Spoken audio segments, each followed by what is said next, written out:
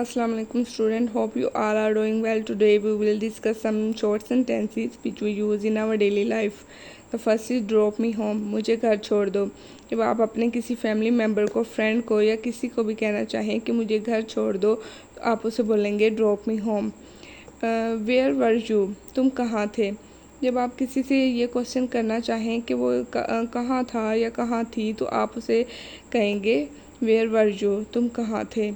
Don't think too much, ज़्यादा मत सोचो। जब आप किसी को ओवर थिंकिंग करने से रोकेंगे या ओवर थिंकिंग करने से रोकना चाहें, तो उसे आप कहेंगे डोंट थिंक टू मच, ज़्यादा मत सोचो।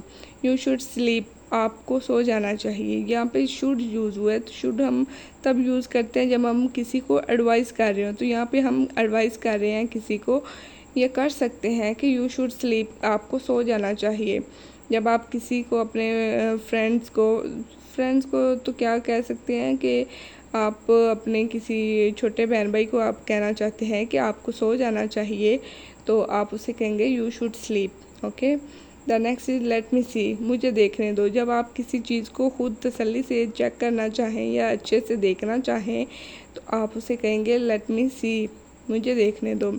आई डोंट मीन इट, मेरा ये मतलब नहीं है। जब आप कोई बात कह दें तो आपका वो बात का जो नेक्स्ट पर्सन जो उस बात का मतलब ले रहा है, लेकिन आपका एग्जैक्ट वो वाला मीनिंग नहीं होता उसका, तो आप उसे क्लैरिफाई करने के लिए ये कहेंगे कि आई डोंट मीन इट, मेरा ये मतलब नहीं है। ठीक है।